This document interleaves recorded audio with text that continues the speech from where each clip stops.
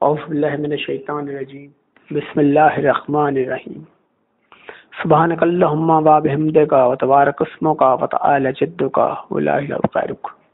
اعوذ باللہ من الشیطان الرجیم بسم اللہ الرحمن الرحیم. اللہم صلی علی محمد و علی محمد کما صلیت علی ابراہیم وعلی آل ابراہیم انک حمید مجید. اللہم بارک علی محمد و علی محمد کما بارکت علی ابراہیم وعلی آل ابراہیم انک حمید مجید. السلام علیکم ورحمۃ اللہ وبرکاتہ.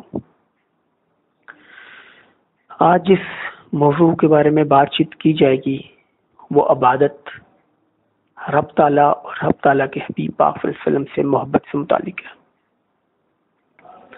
جب ہم لوگ عام طور پہ عبادت سے متعلق بات کرتے ہیں تو ہمارے ذہن میں تصور یہ ہوتا ہے کہ عبادت وہی ہے جب ہم نماز ادا کرتے ہیں، عبادت وہی ہے جب ہم حج پہ جاتے ہیں، عبادت وہی ہے جب ہم زکوٰۃ دیتے ہیں.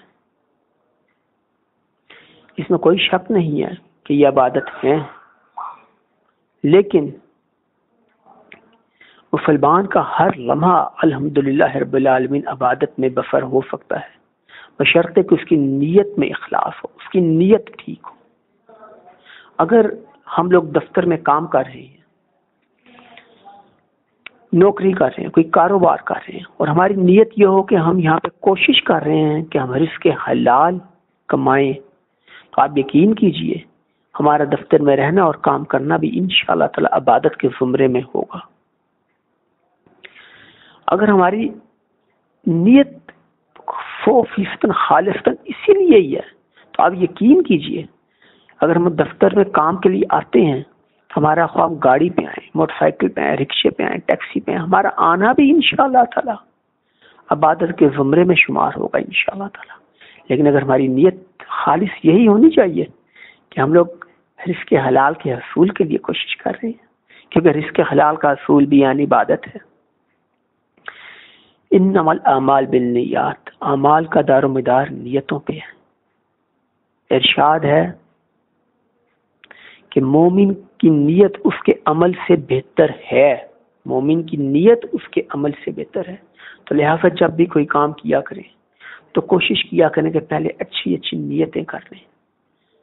اگر ہم گھر میں جائیں اور ہم گھر جا کے اپنے بچے کو گود میں اٹھائیں، اسے پیار کریں فرط محبت سے تو کوئی حرج نہیں. لیکن اگر ہم بچے کو پیار کریں اور ہمارے پیش نظر یہ ہو کہ یہ میرے رب تعالیٰ کا بندہ ہے اور میرے نبی پاک صلی اللہ علیہ وسلم کا فرمان ہے کہ بچوں سے شفقت سے پیش آؤ، نیت یہ ہو کہ ہم کوشش کریں گے، ہم سنت نبی صلی اللہ علیہ وسلم پہ عمل کی کوشش کر رہے ہیں، تو آپ یقین کیجئے انشاءاللہ تعالی اپنے بچے کو تو جو ہم پیار کریں گے اس کا لطف تو آئے گا ہی، لیکن یہ انشاءاللہ تعالی عبادت کے زمرے میں بھی داخل ہو جائے گا. تمام چیزیں پھر ڈیپینڈ کرتی ہیں کہ ہماری نیت کیا ہے. اس لیے یہ کوشش کیجئے کہ ہم اپنی نیتوں کو خالص رب تعالیٰ کے لیے وقف کر دیں. ارشاد ہے کہ اگر انسان محبت سے ایک بھرپور نظر اپنے والدین پہ ڈالتا ہے، یعنی کہ اگر انسان اپنے والدین پہ ایک بھرپور محبت کی نظر ڈالے اور ان کی زیارت کرے تو انشاءاللہ تعالی رب ذوالجلال اس کو ایک مقبول حج کا ثواب عطا فرماتے ہیں، ایک مقبول حج کا ثواب عطا فرماتے ہیں. لیکن یہ سارا ڈیپینڈ کرتا ہے نیت کے اوپر. اگر انسان کی نیت یہ ہو کہ اپنے والد کو یا والدہ کی اس سے خدمت کر رہا ہے کہ وہ اسے کوئی مالی مفاد ہے، کوئی اس کے نام زمین جائیداد کر دیں گے، معاملہ یکسر تبدیل ہوگا. تو پھر معاملہ یکسر تبدیل ہوگا.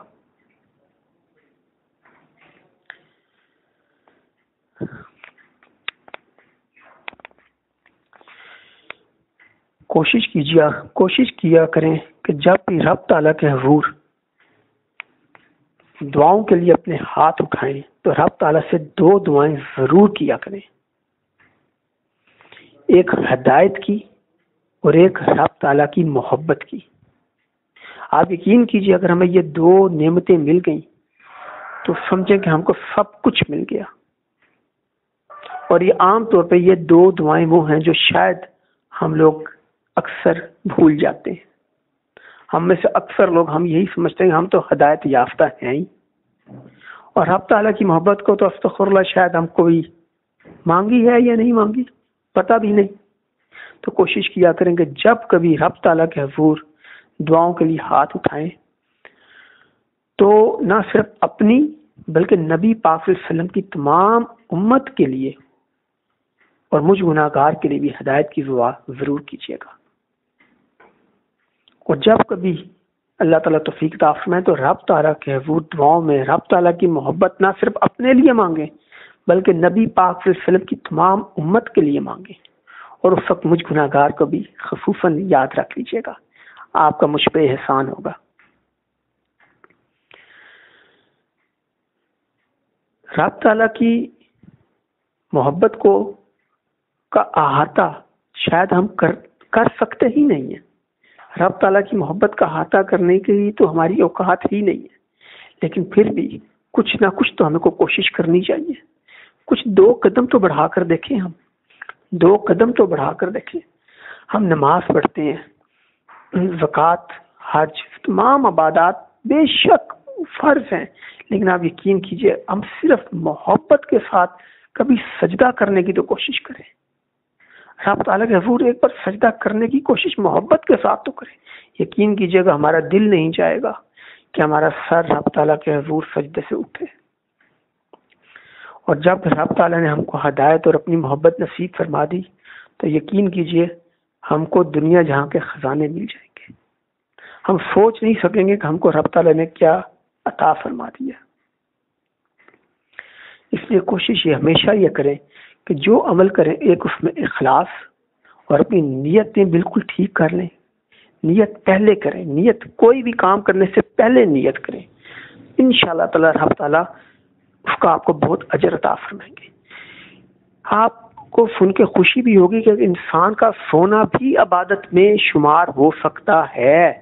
انسان کا سونا بھی عبادت میں شمار ہو سکتا ہے بشرطے کہ اس کی نیت ٹھیک ہو. نیت یہ کریں, اگر ہم رات کو سوتے ہوئے یہ نیت کر لیں کہ یا رب العالمین یہ جسم بھی آپ کی دی ہوئی ایک نعمت ہے, ایک عطا ہے, اس کا بھی کچھ حق ہے. میں اس لیے سونے جا رہا ہوں تاکہ آپ کے دیے ہوئے اس جسم کو کچھ دیر کے لیے آرام مل جائے اور تاکہ صبح کے وقت میں اٹھوں تو میں عبادت کے لیے تر و تازہ ہوں. اس نیت سے سوئیں کہ تاکہ جب میں صبح اٹھوں تو عبادت کے لیے میں تر و تازہ ہوں. تو آپ یقین کیجئے کہ انشاءاللہ تعالی رات کو سونے والا ہر لمحہ بھی رب تعالی آپ کے لیے عبادت میں ہی داخل کر دیں گے انشاءاللہ تعالی. بات پھر وہی آگئی کہ نیت کیا ہے ہماری. کوشش کیا کریں کہ نیتوں کا بڑا باقاعدگی کے ساتھ اہتمام کیا کریں. ایک اور گزارش, اگر اللہ تعالیٰ آپ کو توفیق عطا فرماتے ہیں اور کوئی صحیح اور اچھی بات آپ کو کسی بھی جگہ سے ملتی ہے, معلوم ہوتی ہے, تو کوشش کیا کریں کہ وہ صرف اپنے تک محدود نہ رکھیں. اپنے تک محدود نہ رکھیں, باقی مسلمان بہن بھائیوں تک اسے پہنچانے کی حد الوسع کوشش کیجیے. صحیح بات کو اپنے تک محدود نہ رکھیے گا. کوشش کریں جہاں جہاں تک آپ صحیح بات پہنچا سکتے ہیں خدا را اس کو ضرور پہنچائیے. انشاءاللہ تعالی رب ذوالجلال آپ کو اس کے بہت ثواب اور برکات سے بھی نوازیں گے.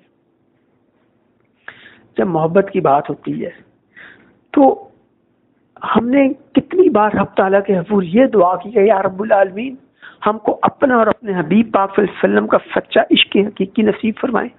شاید بہت کم ہم یہ دعا تو مانگتے ہیں کہ یا رب العالمین ہماری عمر بڑھا دیں, ہمارے پیسہ دے دیں, ہماری نوکری بہتر ہو جائے, ہمارا کاروبار بہتر ہو جائے, اولاد نرینہ سے نواز دیں, نیک اور صالح اولاد عطا فرمائیں. اور بھی کوئی شک نہیں, میں ان دعاؤں سے انکار نہیں کر رہا, یہ دعائیں کرنی چاہیے.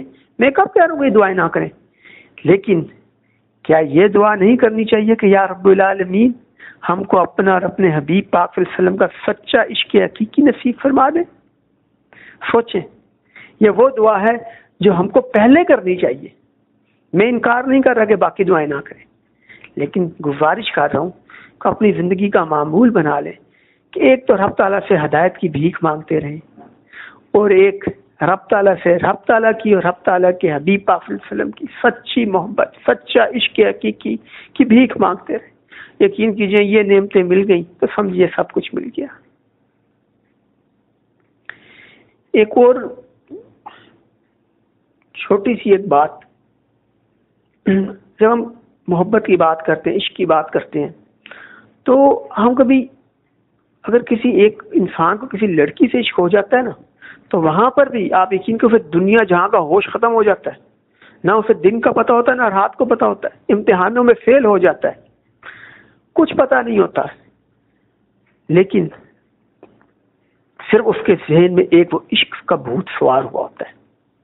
یہ ایک عام لڑکی کے عشق کے لیے حال ہے، تو کیا ہم لوگ اپنے رب کے اور رب کے حبیب پاک صلی اللہ علیہ وسلم کے عشق میں مبتلا ہونے کی کوشش کیوں نہ کریں جس سے ہماری دین اور دنیا دونوں ہی سنور جائے گی۔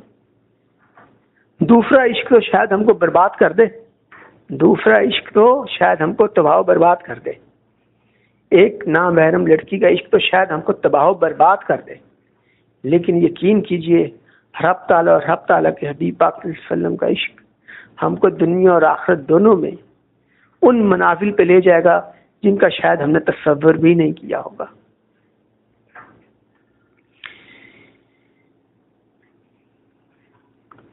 ایک اس وقت ہم کئی باتیں کرتے ہیں، ہم لوگ عام طور پر یہ کہتے ہیں کہ جی فلاں انسان ٹھیک ہے، فلاں غلط ہے، فلاں ٹھیک ہے، فلاں ٹھیک ہے، فلاں غلط ہے۔ اس موقع پر میرے ذہن میں ایک کول آ رہا ہے مولانا حضرت شاہ تراب الحق قادری صاحب کا۔ ان کا فرمان ہے کہ کسی انسان کی اگر پہچان کرنی ہے کہ وہ ٹھیک ہے یا غلط ہے، کسی انسان کی پہچان کرنی ہے کہ وہ ٹھیک ہے کہ وہ غلط ہے، تو اس کو عشق مصطفیٰ صلی اللہ علیہ وسلم کے ہولڈر میں لگا کر دیکھ لو۔ اگر تو وہ بلب جل پڑے تو سمجھو کہ وہ ٹھیک ہے، اگر تو وہ بلب عشق مصطفیٰ صلی اللہ علیہ وسلم کے ہولڈر میں جل کے نہ جل سکے تو سمجھ لو کہ بندہ غلط ہے۔ یقین کیجئے کہ ایک ایسا بنیادی پیرامیٹر تھا، جب یہ میں نے سنا تو میں حیران رہ گیا۔ ہم لوگ عام طور پہ بے شمار معاملات کے بارے میں ہر وقت یہ بحث کرتے ہیں، تحقیق تحقیق تحقیق تحقیق اور تسلیم کے فرق کو ہمیں سمجھنا چاہیے۔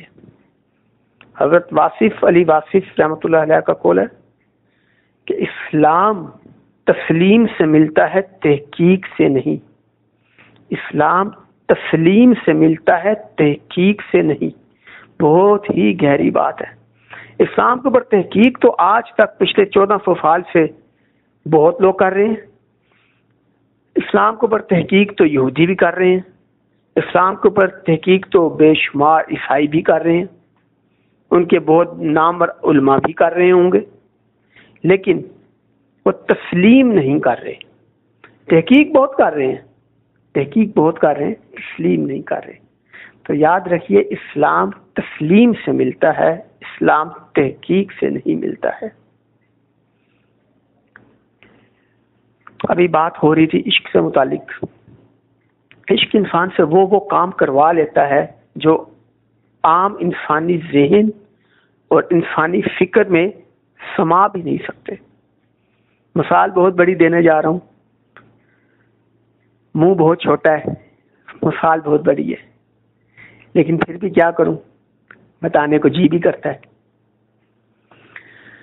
رب تعالیٰ نے مجھ کو سعادت نصیب فرمائی کہ میں نے اس پہاڑ مبارک کی زیارت کی جس کے اوپر غار فور مبارک ہے، جہاں پر آقا علیہ السلام اور حضرت سیدنا ابو بکر صدیق رضی اللہ عنہ تشریف لے کر گئے تھے۔ آپ یقین کیجیے غار فور مبارک پہاڑ کی چوٹی کے اوپر ہے، اور وہ پہاڑ اچھا خاصا کافی اونچا ہے، مطلب ایک عام ہٹا کٹے آدمی کو شاید 2-2.5 گھنٹے اوپر جانے میں لگ جائے۔ تو آپ خود سوچ سکتے ہیں کہ کتنی اس کی مسافت ہوگی۔ ایک عام اچھا خاصا ہٹا کٹا آدمی شاید 2-2.5 گھنٹے میں جائے۔ ہم جیسے جو ہم سمجھتے ہیں کہ ایک بڑا فٹ انسان بھی ہے، وہ بھی شاید 2-2.5 گھنٹے میں اوپر پہنچے۔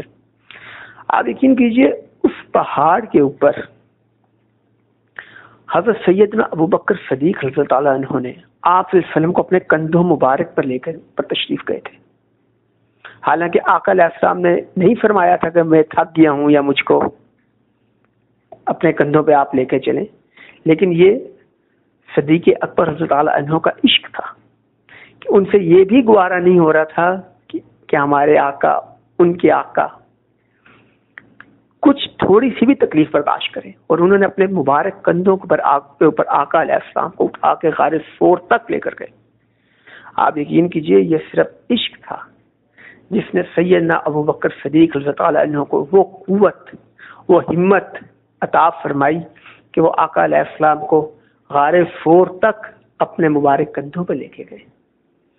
کہنا یہ چاہ رہا تھا کہ عشق انسان سے وہ کام کروا لیتا ہے جو کہ باقی انسانی عقل اور انسانی فہم میں کئی بار نہیں آتے۔ تو رب تعالی ہم کو اپنا اور اپنے حبیب پاک صلی اللہ علیہ وسلم کا سچا عشق نصیب فرمائے۔